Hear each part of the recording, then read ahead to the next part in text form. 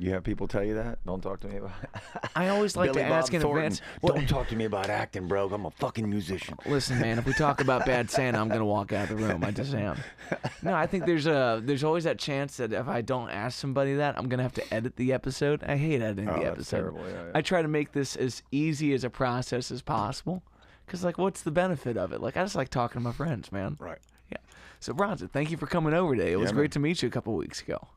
I think it's perfectly a month ago, actually. Yeah, it was a ball being in that. I hadn't been in that space before. Best sounding room in the city, Radio Artifact, man. I know. It was so fun to just listen to how quality the sound was coming out of there, yeah. Yeah. What I think is, as writers, we all get that feeling like, I want to walk into a room and feel like the one thing I want to pay attention to is the music. But to hone people's attention that way takes some elements that you don't really think about. The lighting's got to be right. The stage has to be well placed. The mood has to point one direction, you know? Right. Yeah, I've been playing in people's living rooms a little bit lately, this original stuff, and I always say to them, they're like, "Do you need anything?" I'm like, "I need you to put the lights down low so people can't do anything else but have a drink and a little snack and listen." Yeah. You know, if it's like lit up in the room, maybe people are bouncing around and talking or whatever. But if you get it low enough, it's like, oh, you kind of like confine them into that space to like hone it towards you to listen to these stories. And that's what's, you know, if you're doing singer-songwriter thing, if people are just chatting in the background, I mean, you might as well just be playing ping pong. It's like, oh, absolutely. I mean, there's so many gigs in my life where you're going to be background music, and to rehook people over and over again is kind of the biggest struggle of the pursuit. When did you first get into the house concerts? Oh, I just started playing because, I've been writing for about a year now. I never wrote any original stuff really before I retired from baseball in 2017 was my last year playing. I was 40. Had been playing music since I was 22 probably. I picked up a guitar for the first time. But I just loved playing other people's stuff. So I never thought about really writing. And then once in a blue moon, it would be like, oh, I'm going to this elementary school. I think that the kids aren't going to listen more than 5 minutes. So I'll go ahead and write a little jingle for them. So I would write little songs like that, but never really thought about writing serious music until I retired. And then I wrote a rock record called Some Might Say and put that out with some guys I had met in New England that we all said we were going to write a record one day. And, 20 years had gone by, so we finally did that. And then I just got the itch to write a little bit of folky music. And at the same time, Joe Jordan, who's, an artist now around Cincinnati, he was just starting to put out his own folky music. It was just by pure coincidence. And he said, "What do you want to write? A bunch of rock and roll?" I said, No, I got all these folky little jingles. And he's really helped me lyrically. And the stories have been, the best stories I've ever written. So it's been fun to try to present them to people. And so, usually I've left my life open to a lot of people around town where, my phone is constantly buzzing and people say, "Hey, let's get together, let's do something." And I'm like, okay, well, why don't you put 30 people in your living room? I'll come over. We'll play for a couple of hours and they can ask Cincinnati Reds questions if they want to. Most of these people are Reds fans. So it's just been a nice little kind of storyteller thing where you do that in people's living rooms. And, I don't really have a schedule or anything, but it's just kind of like happening on the fly. That's beautiful, man. Were there any of those jingles that you wrote for the elementary school you still remember to this day that you're like, that one was kind of quality? Oh, yeah. I like some of the lyrics I love. It's like one of them was like, if you don't like the color of your hair, if you don't like the color of your hair, don't like the clothes you wear, you think your glasses always get that funny stare. If they laugh because you're the teacher's pet, sometimes your hair's a mess. Don't worry, just keep getting the grades on your test and be you. The chorus was be you, be kind, be honest, be true. And that one. There's another line, another one. It was like, you want to be a doctor, you want to be a lawyer, read a book a day, something like Tom Sawyer. You want to grow up strong, you want to grow up big, eat your fruits and vegetables, especially the green ones. Like spinach, and the whole school would inevitably always go, "Ooh," when you said spinach every time. And those were songs that I wrote like at midnight before I'd go speak to the kids. But it got me into thinking about putting something down at least on paper a little bit. Yeah, when I love the whimsical aspect of it, where it's like you're presenting this to kids. It doesn't need to be some massive, well thought out idea. It just needs to be playful and keep people kind of intrigued. And in the same way that in the house concert, like, I'm trying to walk you through this story, and sometimes we need to be spoon-fed, and other times we're going to lift up something heavy together. And those kind of those initial earworms where you write something and you're like, man, I can't get that out of my own head. Right. It's like it's a feeling of accomplishment that people don't really know until they start writing. Yeah, and I think that was the freeing part of writing a kid's song is I knew I could be literal. I could say, let's eat a bag of Doritos, and it would be okay in that song. But I had been listening to Pearl Jam, and the early 90s stuff was kind of like what really turned me on about music around 15, hearing Stone Temple Pilots and songs like that. And you didn't know what Plush was about, right? Like you weren't sure. And that kind of mystery felt hard to write in that way. And so I think I've enjoyed writing the folky stuff a little bit more because I'm not having to invent kind of a shroud of mystery behind these songs. You can tell something a little bit closer to a kid's song in a way, like a little bit more direct. And it's been a little bit easier. Trying to write that rock record the first time was like, you're thinking about, how does Vedder write? And there's so many different meanings in what he's writing, and he never really tells you what it's about. And so many people can connect with that, which is cool. But I almost find it a little bit more pleasing to tell a heartbreaking story that for right out of the gate. It's like, ooh, man, I've seen that in a friend or a relationship I saw or one I've been in, that's been a little bit more, I've enjoyed it more. Yeah. Well, I think a lot of songwriting is giving yourself permission to go into certain topics, whether it's going to be on the nose or it's going to kind of dance around what the subject matter is. When you got together with these guys from New England, did you already have this material that you had kind of sat with since your retirement, or was it writing the record with them in the room? It was writing the record with those guys. So, we met in '04, and that's why that record is, the name of that band is Bronson Arroyo in the '04, because we couldn't think of much else. And it was like, we all met in 2004 before we won this World Series.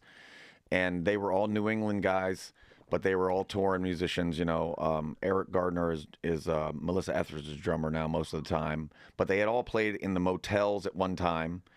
And then one guitar player, Jamie Aronson, was American Hi-Fi, but has been with Miley Cyrus for all these years. So I'd known these guys for a long time, and I'd seen many of their shows. And I would throw batting practice to these guys in the off season in L.A. and these junky, public fields and stuff. So we always said, one day we're going to write a record. And so when I went to write the record, I flew out to L.A. and just got in a room and said, let's just see what kind of riffs you guys have. So they would play me riffs, I'd record them in my phone, and I brought them back here. And I actually finished a lot of those songs with Chris Lambert out in Loveland and Elliott Sloan from Blessed Union of Souls. So that was kind of the process. So I would take little bits of their stuff and finish them. And then I wrote a couple myself, and I'd finish them. And then I would fly back out to L.A., and I would say, here are 10 songs I have finished, and here are like these junky demos. What do you think? And they were like, oh, well, you've been putting in some work. Like they thought I maybe was going to not follow through with it. But by the time I was done, there was about 20-something songs. I think it was 24 songs that I'd written. And then we let everybody have a vote on what, they put them in their order. And then we quantified them, and we gave Eddie Vedder a vote. And so it was like, because I played the demos for Eddie in Seattle, and I was just like, tell me which ones you like, man. And so he kind of factored into that equation a little bit, and then it was like, all right, let's just see if we can make these sound pretty good. Yeah. How many times have you met Eddie before this kind of intimate experience of showing your hero your material? Yeah, many, many times. Yeah, with a guy like him, it's hard to get to know him in a way. Like, he's very friendly out of the gate, but there's a lot under the hood that he's not exposing. And I remember asking the tour manager, Smitty, one time, I said, you've been with the band since the beginning? He said, yeah. I said, how long did it take you to think you knew Eddie? And he said, I still don't. And it was very telling that he said that. And so when I played that stuff for him, I'd probably been at least around Eddie, 15 times, and probably 3 or 4 of them like in a hotel room alone for hours where we're sketching art and talking music and just listening to Fugazi and having a couple Coronas, right? Like having this strange night like in Mexico City with him and Kevin Youkilis, and got me comfortable enough to be like, hey, I want to present you with these songs. Because when I presented them to him, they really were real rough demos. They weren't polished at all. The lyrics weren't 100% finished, but the ideas were there, and you could feel the energy. And we were in kind of Pearl Jam's compound in Seattle, and the Reds were in town playing, and the Bengals happened to be playing the Seahawks at the same time. So I shot over there, and he gave me a couple of hours, and he has this batting cage that he loves hitting in where it'll tell you how far you hit the ball and stuff. And he's got all his baseball memorabilia up. I mean, it's like a museum in there. And we just sat there and plugged it into the speakers, and he said, turn it up, man, turn it up. And he's kind of sketching on my notes because I brought my lyric sheets and stuff too. And we had a nice like an hour and a half just listening and talking and music. And, you know, I wanted to pick his brain a little bit about what he thought about the process. And I said, do you hear anything in here where you think I'm ripping you off? You know, and, you know. To be able to directly ask that is such a gift, man. Yeah, it was cool. It was a great. And when I told the guys in the band that, you know, they gave me back the emoji with the mind blown. You know, like they didn't have enough guts to take a childhood hero and present that stuff to them. But for me, you know, I know Eddie loves baseball so much too that it kind of makes him a little more vulnerable to me because I can see how giddy he is like a little kid being at the ballpark just playing catch. Yeah. Just being in the outfield in Wrigley and having a game of catch with him is like, you know, for him, that's like standing on stage with 40,000 for most people. And to kind of see that kid like in him made it a bit easier for me to kind of present like something that was a bit of a fantasy for me, like, you know, making music. Yeah. Well, what a beautiful exchange, too, to say, like, these are two worlds that you may not get to understand the other one. It's like, you know, unfortunately, Freddie, I think his time has passed to be able to go after the baseball thing, but it's like, you can still show him a side of your life that he's daydreaming about when he's about to go on stage. He's thinking about other things, you know. I like the expression just saying, like, to look under the hood with somebody, to have that sense of vulnerability. Was it tough for you to start to pop the hood up and tell people that, like, who you are in your songwriting, or were you kind of always an open book? Yeah, I've always been a bit open. You know, I had this strange childhood where, you know, my father was lifting really heavy weight with his friends after work. So they were into construction down in the Keys, down in Key West, Florida. And he's coming home with 4 or 5 friends. And these guys are benching between 400 and 500 pounds, squatting 600 to 700 pounds.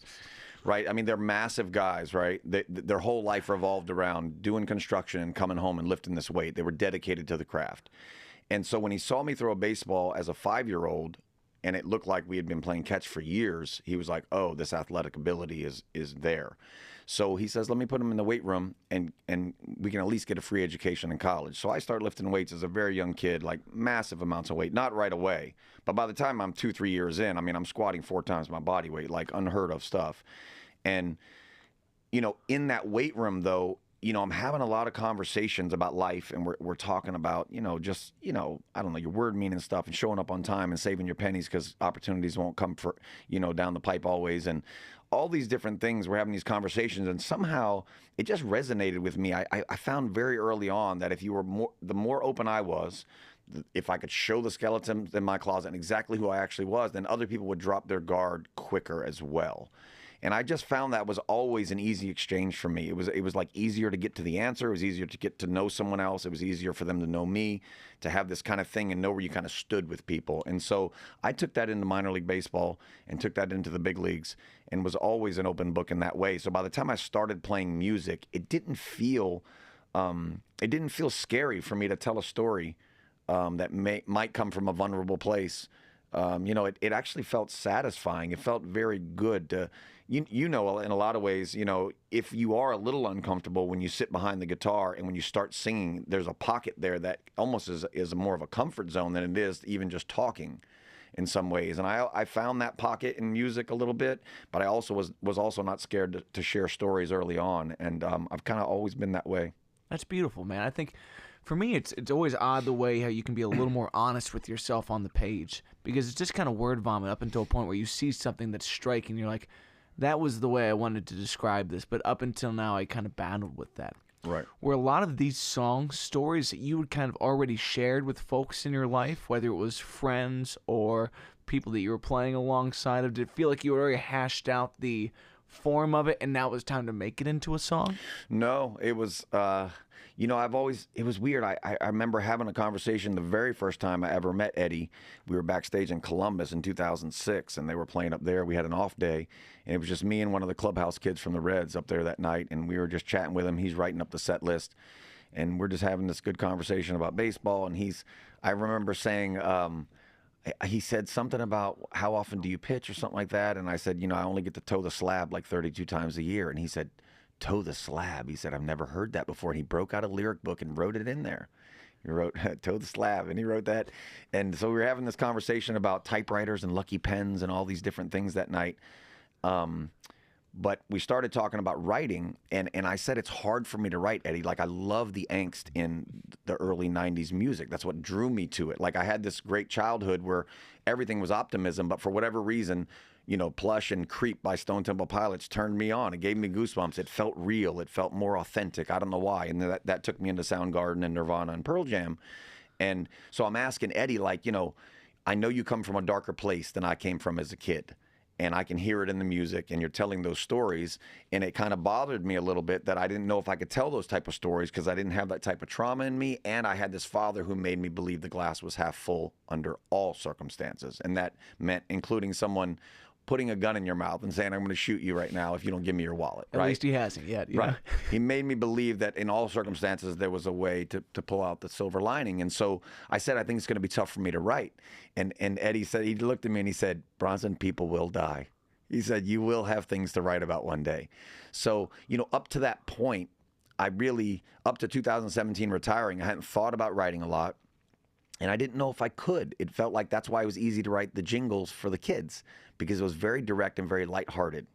And there was no mystery and there was no darkness to it. But I was thinking, how can I write something that felt a little darker than that? And so in these folky songs that I've been writing for the last year, Joe Jordan's pessimism for the world starts, he filters my ideas, because mostly how we're writing is I sit every day, I'll give him the chords I want to play, I might hum a melody, and I'll say, this is an idea that I want to write about. But then he filters that idea through his own experiences of the world, and he's way more pessimistic than I am. And so we've gotten a decent amount of heartbreaking songs that can make you cry, and I've also been able to pull out stuff that I didn't think I could pull out, like a story about my father in that weight room and how special that was and him passing away.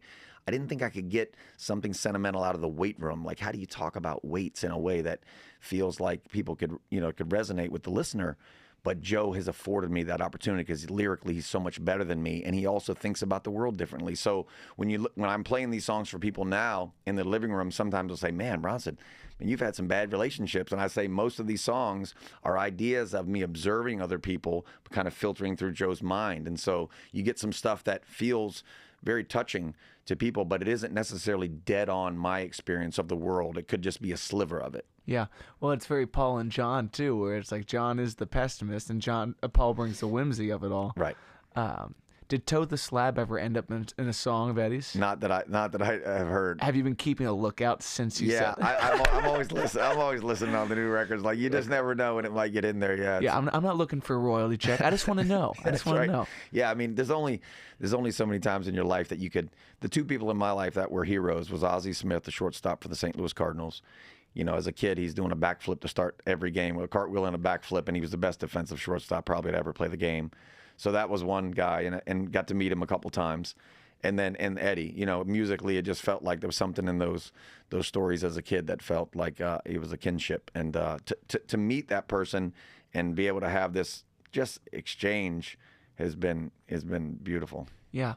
When I love those two examples too of like very different types of showmanship that you need to have a little bit of that in you to step up on a stage in front of a crowd and to want to do that.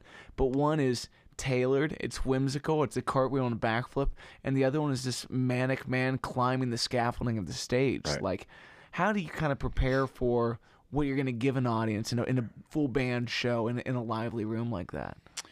Yeah, it's been a little tough for me because you're peeling back the layers of I knew how to be comfortable on a baseball field. I knew how to be on the mound and be in front of Yankee Stadium sold out and be able to suppress adrenaline and deal with the moment and still try to enjoy myself in the moment. Also try to compete at a high level and not feel like that adrenaline is completely overtaking your skill set. So that I could do that on a baseball field, but it didn't necessarily straight translate to music in a lot of ways because, for one, I wasn't comfortable playing a guitar for a long time. I still am. I'm still not, like I'm just not a really good guitar player. I don't play lead. I'm just kind of a rhythm guy, But as I started playing full band around Cincinnati, and you're trying to play Pearl Jam songs and Nirvana songs and REM and Oasis and stuff, you're trying to give people a little bit more than just standing there like Tom Petty or George Strait, right? Like, you're trying to move around the stage a little bit. So you're watching Eddie do these things, and it becomes a calculation of like, how insane can you get and still have some breath to sing even flow? All those things people don't think about, they come into play a little bit. And I've really enjoyed kind of trying to to ramp yourself up and see how far you can take it and then pull it back a little bit. And obviously, nobody's doing what Eddie was doing back in the day. That's insanity, climbing 30, 40 feet and stage diving into the crowd. But it gives you something to shoot for a little bit, and it gives you some room to kind of work with when you're up there on stage. Yeah, well, I think the oddest thing is trying to practice those things, when it comes to playing the song or going out on the mountain. It's like, well, I've done this 1,000 times. It's like, you haven't stage dived 1,000 times. Right. It's hard to imagine how you're going to interact with that crowd and kind of earning that personal permission, again, to go out there and be the larger-than-life version of yourself that's putting on that show. Right. Do you feel like your stage performance changed a lot between the 04's record and this folk material, where it's like, I'm going to be seated and I'm going to be speaking to you in that way? Yeah, that's a totally different thing. And, I find myself playing in the basement a lot by myself and trying to work on playing by myself with an acoustic guitar, and how do you present these songs to people. And I've tried to, you're playing quiet and then you slow it down and maybe you speed it up. You're trying to find that rhythm, how do you present these songs to people? Because in a full band situation, it kind of is what it is, right? It's like, you're not going to change the format most nights. I mean, maybe you riff on it a little longer if the guys in the band are feeling it that night or whatever, but you're not really going to change, the mood of the song. You're not going to break it down to be quiet or whatever. But when you're playing by yourself, you're kind of afforded the opportunity to do whatever you want. And I'm trying to figure out how it is that you can give someone else goosebumps in the same way that I feel those goosebumps in the basement by myself at midnight. Yeah. And so what does each song need to do that? And you try to, are you muting the strings, or are you opening them up, or are you playing super quiet, or how do you do that and also still be comfortable kind of delivering it, right? Those are like two things that are battling all the time, because like we saw the Lumineers last night, and you watch how they take so many songs that can seemingly be a little like maybe boring in the beginning. You're like, oh, this isn't going anywhere, and then they all ramp up to this crescendo, and it's like, what's making the crowd want to dance right now? What is that? Is it the four on the floor? Is it the way he's singing it? So you're trying to like dissect that a little bit, and it's been interesting to try to figure it out. Well, I think a lot of that also plays into the sequencing of your show. And the house concert's so different, because I go and I say, here's the 20 songs I'm going to play tonight. But if this guy asks a question that leads me to talking about my dad, how do I not go straight to weight room? How do I not bring up these subjects that feel linear to the conversation, even if they're not the set? Right. So what's it been like to go into this modular place of, there's no rule book. You're by yourself. Right. You can change up the order, but you still need to have the crescendo. Yeah. I've had this back and forth, like I was saying, playing in people's living rooms where they want to ask baseball questions, but you don't know what they're going to ask. And that will inevitably lead me to some sort of subject matter that might get me to another song. And so a lot of times it's a very loose framework about what you will play and what order you'll play in. Maybe you're going to start with a couple just to give them a taste of, suck them in a little bit. Like, okay, this is what I'm bringing to the table here. This is serious. I want you to know that I'm playing music because I'm playing these songs by myself every single night because I care about them. It's not just a thing. It's something that moves me. It's part of my world. It is one of the biggest pieces of my world is music. And now when you're writing stories that are your own and you're proud of them, it becomes even that much more kind of like solidified inside you. Like, I need to keep doing this, whether someone's listening or not. So, getting in people's living rooms, you have this loose framework and you give them a little bit of the taste of like, hey, I'm serious about my craft here. And then, you can see sometimes where people go, oh, I wasn't sure what I was going to get. This is a baseball player. Maybe I didn't know what it was going to be, but these stories he's telling are intimate and they're serious. And then once you get over that hump, then you can start having this back and forth exchange, and maybe it leads you to some happy songs, and maybe it leads you to a song about, my father passing away, because we're talking about the weight room and how I became, a Reds Hall of Famer. So I really enjoy that storyteller kind of thing, and let it flow wherever it goes. That seems to be a real sweet spot for me. If people will quietly listen, even if it's just 50 people, I'll take that over 10,000, just kind of in the distance and just ripping their face off with a bunch of loud music. Absolutely. Well, there's something so honest about just you and a guitar and that chance to speak to people, but also making a conversation. Monologues can be rehearsed and run down every time, but the story of the song is going to change depending on who asked the question and how you got there. So there's 50 different ways to dissect the bit that's going to put us into this thing, and I need to find out how to make that so honest and real to you that I can't be thinking about what comes next. You know, Right. I think that's the best feeling in the world. Is I have no idea what we're gonna play after this because you've already obliterated my set list. You Right, know, and we're right. just living on the edge. Yeah, that's cool. Did you find that the moment you retired, you knew this was next? Yeah, I'd been playing since Double A, so I was 22 then, and I pitched till I was 40. So it was 20 years of me taking the guitar on the road every day, having it in my hotel room, kind of fiddling with it during the day, you know, getting my butt kicked on a big league field and walking 2 blocks from the hotel and finding a concrete stairwell where you'd have some nice reverb and playing for 2 hours at, you know, screaming at the top of my lungs, just irritated that I gave up 7 runs in Seattle, you know, or whatever it was. Do you know how shocking that would be to find? Where you like you just watch the game, you come back to your hotel, and you're like, "Is that Bronson Arroyo screaming in the stairwell?" Yeah, exactly. I'm glad the elevator's fucked up. You know? Yeah, I've had that many times where teammates could hear you because you don't realize sometimes all concrete buildings, you know, things would bounce around a lot more. People would be like, "I can hear Bronson somewhere," and they'd come find me. You know, a couple teammates, you know, stumbling home from a bar or something. But that was cool. But You ever recorded a song in one of those stairwells to kind of mimic that moment? no, I had a flip phone all those years. So I had no way of doing it. I did not have the technology to do that back then. But, you know, having a guitar with me that whole time, it you know, it gave me something to do during the day, for one. You know, like you have a few hours to kill during the day. You don't get to the park a lot of times till about 2:30. So if you're having breakfast, you know, you got to have something to do during the day. A lot of guys would have, you know, video games, and that wasn't really my thing. So having the guitar was really a nice release. And then, you know, I wasn't performing a lot back then, but I had performed enough, just enough where you're slowly, you know what it feels like up there. You know how uncomfortable you are, you know, having to worry about how far your mouth is from the microphone when you can't look at your fingers when you're playing Everlong, right? Yeah. Like all these things you're figuring out. And so over time, it became something that I knew when I retired, I was going to need to lean into it because, you know, there's only so many things you could do in life where you're going to get butterflies, right? Like how many normal guys stand anywhere? You know, if you're playing in a men's softball league, I'm not so sure you're getting butterflies before the game, right? Like, there's only so many places you could get that nervousness, that bit of adrenaline kind of getting in there. And playing the music has always felt very similar to listening to the national anthem of a baseball game, and we know we're about to go to war.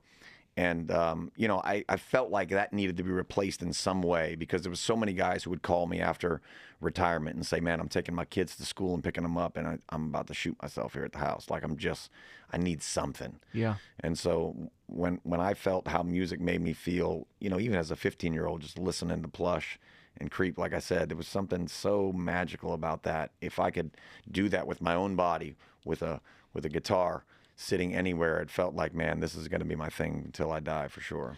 Well, I've always wondered that with, you know, I got so many buddies that you go to high school and you think sports is going to be your thing and you get cut your sophomore year, whatever it be. And now you have to reground your identity. And what you went through has to be the highest level of that thing where everyone knows you as a one-dimensional figure. You're the guy that steps up there and throws that ball, and they get to be part of that.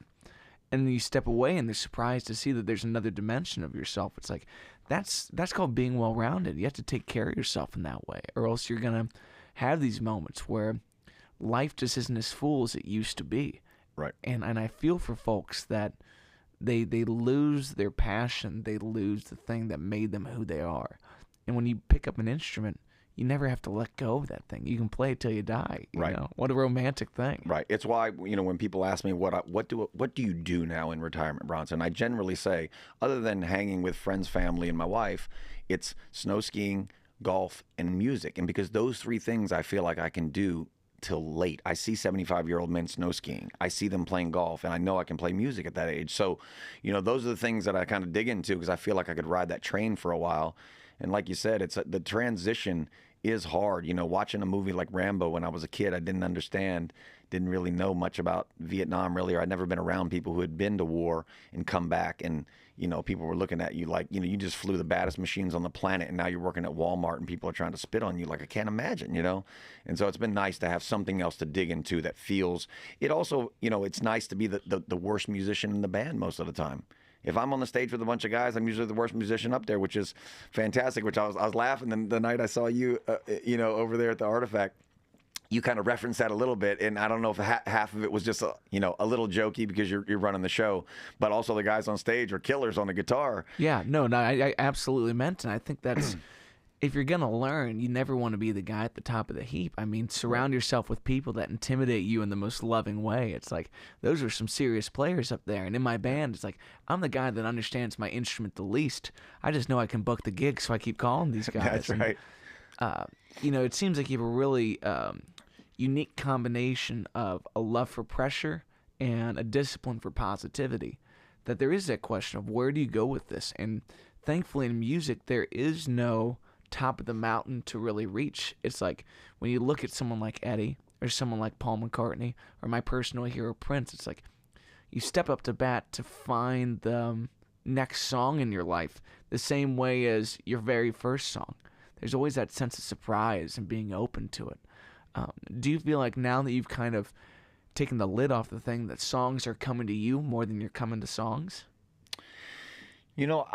I've found that I used to think that you needed a magic moment. You needed inspiration to write. But what I found in the last year with Joe Jordan is that it can be something you methodically do almost like a job. Like I've asked him, like, hey, man, we got the ball rolling here. The last 3 we wrote are really good, man. Do should we keep it going? He's like, Bronson, you just call me anytime, man. Like, it don't matter, day, sign, rain, shine, whatever's going on, it makes no difference. He feels like he can be inspired by just words. And that was not my forte. Like I need to hear the jingle and I need to hear a melody for me to feel like, oh, what is this song about? Like I want to feel the mood of the chords. Does it have that B minor in it? That brings a certain mood out of it or whatever it is, right? Where Joe doesn't feel that way. He's like, let's just write a bunch of words and then we'll put some music to it afterwards. And I never worked in that way either. So, he's made me believe that you can write a good song and it doesn't have to be something so devastating in your own personal life and you don't have to be inspired that day. Just go down in the basement and let's just work it out, And that has been kind of relieving in a lot of ways because I used to feel like it had to be like this special thing, Like I can remember reading stories where Pearl Jam's second record, the first one was so gritty and they had written in this terrible space in Seattle that when they got into a plush studio, Eddie was sleeping in his car at night because he didn't feel like he could write good songs if he had luxury around him, right? Yeah. Well, and how ironic to say that guy where it's like, I don't think I have the upbringing that has the hurt that I want to portray. I think the great thing in songwriting is the craft is to turn nothing into something. Because then when something comes to you, you're already in motion. You already have that muscle down. Right. You can write about, the coffee canister. So the day that you do have great joy or great loss, you're already moving down that. And you can pull from, well, yesterday's song was garbage, but I like the progression. So I'm going to steal that. I'm going to steal this. We're going to start to make something here. Yes, that's absolutely the way I feel about it. And it's kind of icing on top of the cake if something happens in your world that inspires you. But otherwise, if you can get the job done, like you said, writing about the coffee can on any average Tuesday, it feels like your skill set is getting sharpened. And, I'd read heard Ed Sheeran talk about songwriting and him saying stuff like, it's like a tap of dirty water and you just keep running it until it gets clearer and clearer and clearer. And, and you hear that all the time. Even I think like Don Fry was talking about how, he'd go down and write every single day like a painter would. You just do the work and see what happens. And yeah, there's going to be a bunch of bad songs in there, but if you can get 20 great ones, over a lifetime, I mean, how fantastic is that? Yeah. Well, I think that plays so well into the things just like, the weight room didn't have that aura of romance. It was your childhood. But if you dim the lights and you let people just have their drinks and their snacks and we start to focus, now it's beautiful. Now it's art. Right. But you need to be comfortable with shifting your perspective 6, 7, 8 times to say, now I see, like the clarity through the trees and that kind of way. Right. You ever written a song that you didn't need at the moment, but it almost felt like you wrote it for a future self?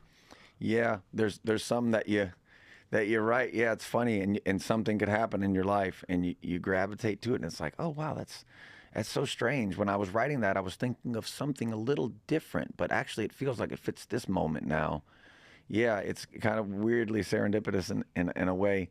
I've found that music, I don't know, it's so fulfilling in so many different ways that I almost can't imagine my life without it completely. And I'm not even like a huge listener. Like I'm not even a guy who puts on a record every day and spins it around the house. Sometimes I just like quiet, but to know that you can going to a show where you really have listened to the album from front to back and you know all the nuances. You know, I'm watching other things like last night I'm watching body language from Wes on the stage, right? Like what is he doing that he didn't do 3 years ago on the stage?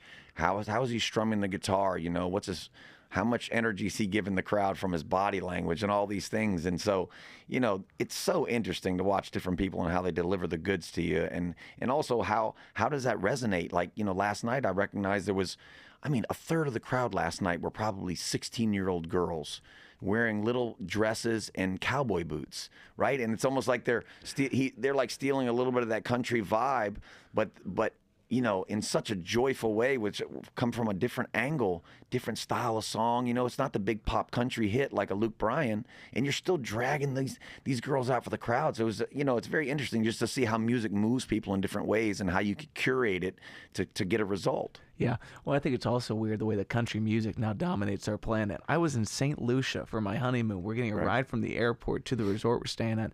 I said, "What kind of music you listen to?" And she says, "Country." And I said, "Your country?" She goes, "No, Luke Bryan." I was like, "What is this?" How much money is Wrangler putting into that ass? I mean, that's right.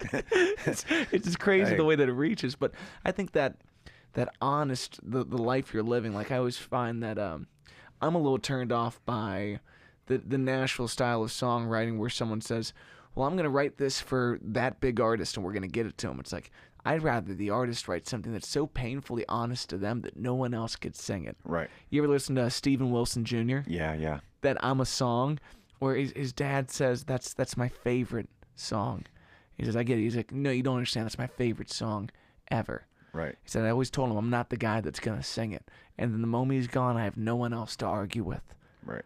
How real is that? Yeah, amazing. I saw him at Bogart's this past year, and we got to have a nice chat with him too. He's actually kind of a bit of a Reds fan because he's from the area. Yeah, he's an Indiana kid, right? Yeah, and he said, "But what a great sound coming out of his nylon strings or whatever." He's talking about he invented that foot pedal because I said, "That sound you got coming out is strange." He's like, "Yeah, it's a foot pedal. I kind of like Jimmy rigged it together like over time." He said, "I used to be a scientist in my former life." That's what he said. Yeah, dude, that's crazy. Well, I think I don't know if you've ever tried this, but I initially learned about this from Jason Mraz. Some of these bigger artists, they run their acoustic through a very clean tube amp, you know, something that has a lot of percussive and a lot of impact. Because when you go acoustic to DI and you're up there with a band, sometimes you don't cut the right way. Right. But it's like, no, man, you can still have that same gloss and shimmer, but add some punch by running it through. Like Jason used the Dr. Z. I love Dr. Z. Willie Nelson does the same thing. Okay. And Steven Wilson, I believe, does the same thing. He's running through some type of amp back there. Right, so. right. Yeah, I noticed that at that show I was at the Artifact. I don't know if everybody was. There was at least 2 amps on the stage. I think a couple people were going direct. I'm not sure. I don't think was Dusty. I think Dusty was going direct. I think direct, yeah. Noah had an amp. And John Ford had an amp. Ford had the amp. Yeah. John Ford's a special dude, man. He blew my mind. I'd never seen him live, you know. Again, my buddy Bill was out there, and Bill is like a historian of Cincinnati's musical impact, especially in the blues and in jazz.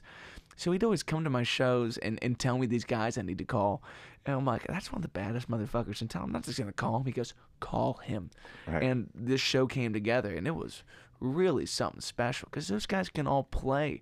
And when someone plays at that level, it's their voice. It's truer than the words they could ever deliver to you. Every single note has that inflection of the best and worst moments of their life, and you can hear it in that. Right. So yeah, you special. could tell he had played a lot of shows. And I always find it fascinating, like even last night with the Lumineers, like when you have a song that you know isn't a big hit, and you're playing it anyway, and you're still like delivering it like you care about every moment in that song, even though you know it's not like a radio hit. It's like it's fascinating to me to see the confidence in like a performer who says like, hey, this is one of my deep cuts, but I'm gonna give it to you exactly the way I want you to hear it. Yeah, and those moments can sell those deep cuts in a way that the radio never could. It's like sometimes the studio isn't the best capture of it. Sometimes it's you were playing alone in your basement and you got goosebumps, but you had the voice memo running.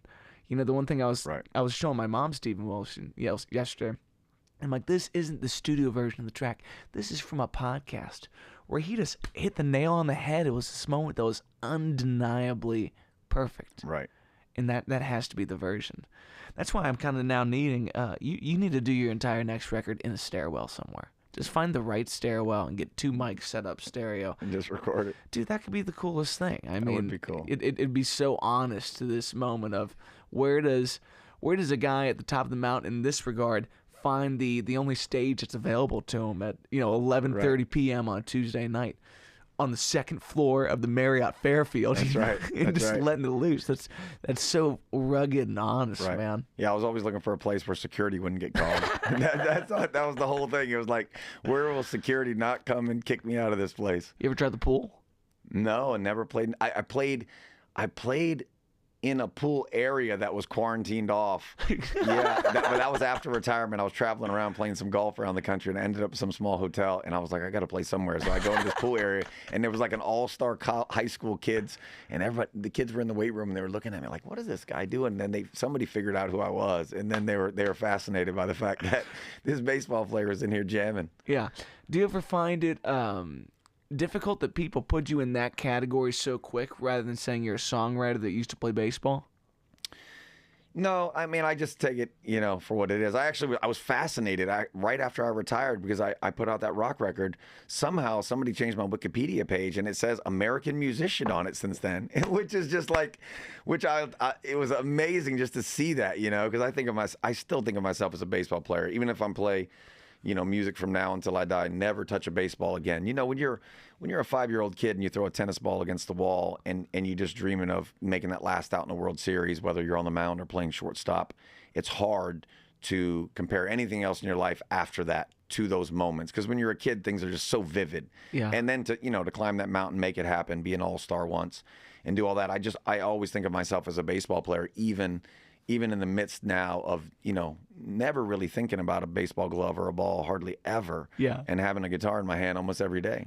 It's beautiful, man. And so many people need to be reminded of the ways that you can reshape your life at the drop of a hat if you choose to. If you choose to take that unique combination you have of a love for pressure and a positive outlook and to say, like, this is what's next, and I'm going to do it at the highest level that's available to me. Yeah. I love the way you're describing that, too, because that is how I feel about, there's always, in today's world, anxiety has been a topic that seems to, be everywhere. And I don't know, 30 years ago, you didn't hear people talk about, I have anxiety.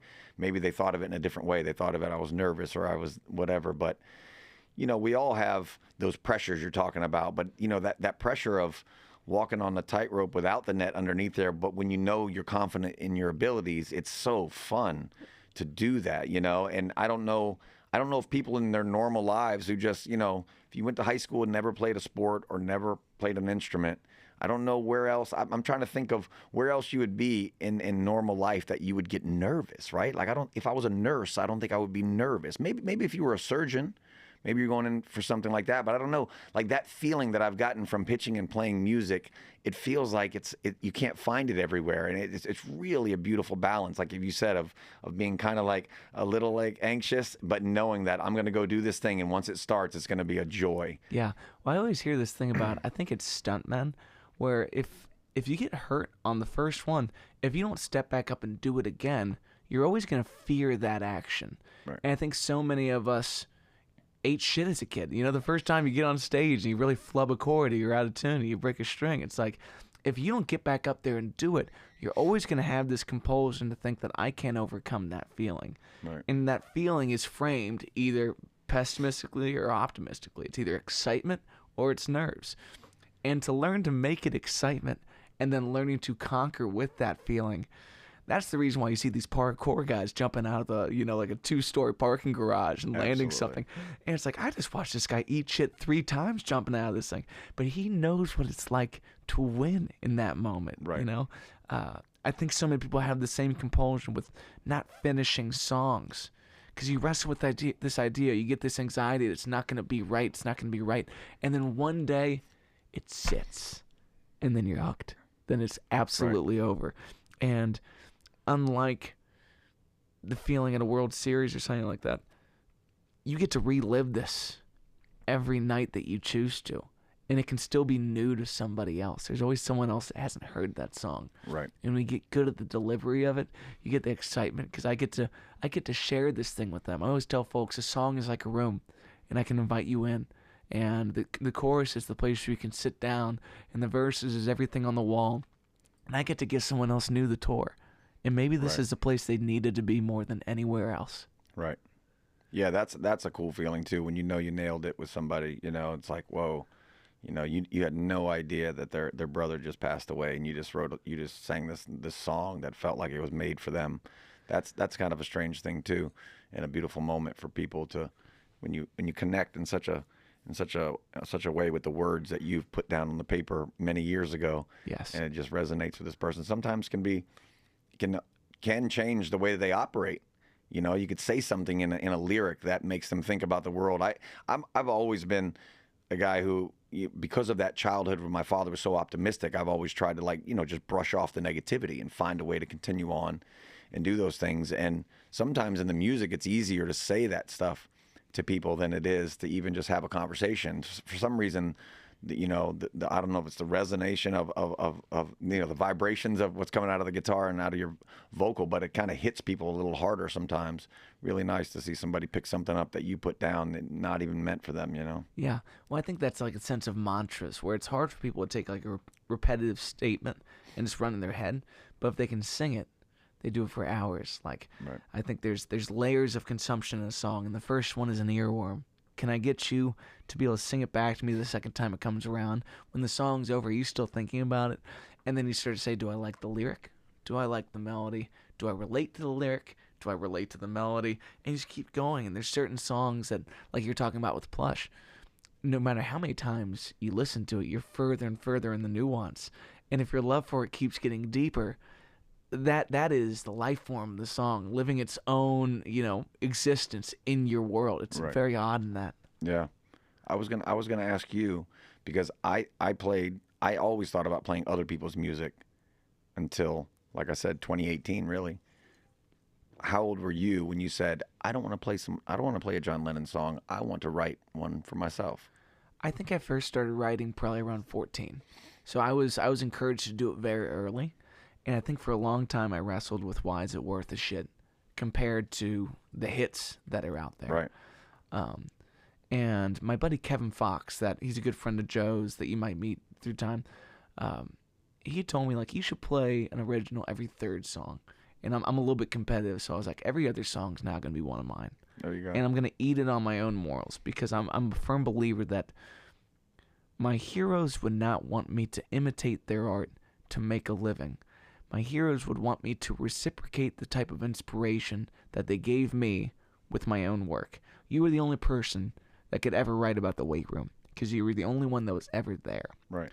So all the feelings that you got when those first records, you know, rung in the back of your head like you were hit with some kind of electromagnetism, like something just so odd, has to be fueled into this so someone else can get that feeling and wake up and be called to do it yourself, you know? Yeah, that's cool. I like that. I never thought about it like that, you know. Instead of just regurgitating their stuff over and over again, you're like you're almost breathing new energy, new stories into the world that someone else could say, "Hey, wow, if Bronson could do it, maybe I want to tell my own story as well." Because maybe John Lennon's too big. Maybe Eddie Vedder's too big for someone else to think they could do that. But maybe Bronson, the baseball player, oh, he's doing that now. Maybe I can do it too. Yeah, that's cool. Well, I think it's just it's where it lands. Like you said, the guy who maybe just lost his brother, and this song is not about his brother, but it could feel like it is.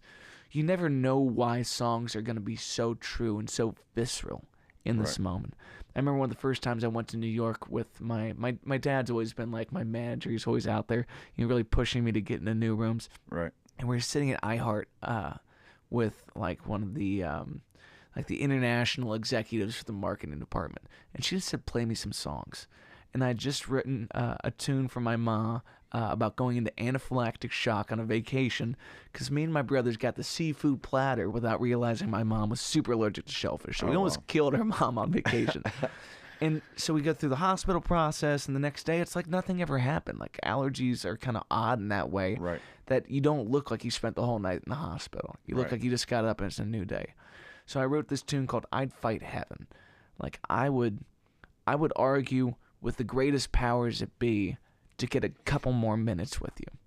And I felt like in that moment I was given this song, and through my understanding it's just this brush with death involving my mother. But I'm playing it in iHeart for this woman who her dad passed 2 years before of cancer. And that song sat with her. And we cried together. And we had this moment. And because of the way that the universe works, that you were just the domino effect of the next person that you can bump into and then kind of rub off on, the song that had kind of healed me at that moment was now here to be with her. And it was just, it changed the way I look at the songs. They're not yours to keep. Right. You know, you were barely part of the process. You were just the antenna of your own perspective and that feeling in the back of your head of just lightning in a bottle where if it came to you, you must share it. And if you're not proud enough to share it, then you must work at it. You chip away at this thing until it's something to show. Yeah, that reminds me a lot of the way that Vedder describes the song Alive, because it was the first song that he had written for Pearl Jam when he get this demo tape, and he sings over it after surfing one day, and he'd said all these years Alive in his mind was the curse, because it was his mother telling him that his father wasn't really his father at age 13. You hear that in the lyric. And so in his mind it was this curse, but the way the crowd rejoiced over I'm still alive, the chorus, he was saying, I have to deal with this burden for the rest of my life. I'm still alive even though Dad's dead. I can't believe you did this to me. But the crowd was saying, we're still alive. And so over the years, they kind of peeled the curse away from him. He said that on Storytellers, where now the song meant something different to even him from what it originally started out, which is really cool. That's incredible. Yeah. And you don't get to decide how people receive it. You know, they might completely misconstrue your message, and they have as much ownership of that song as you do. Yeah, you get the mailbox money, but it's like, it's not yours to keep, and I find that so encouraging about music, where you don't have to feel responsible for good or bad lyrics. It's like this yogic idea that I really love. You are not your thoughts. You're barely your actions, but you are responsible for your actions. Right. So when it comes to your thoughts, you just need to let them cycle through and respect the fact that you're probably being sent something to make of. So your worst lyrical ideas may come back around 20 years from now and be the exact line that you need, but maybe you don't need it now. And time is kind of in that vacuum that you're just always playing collect with the inspiration in your life. And it might be garbage, but we can always polish a turd and see what happens. Right. You know? See what happens. Yeah.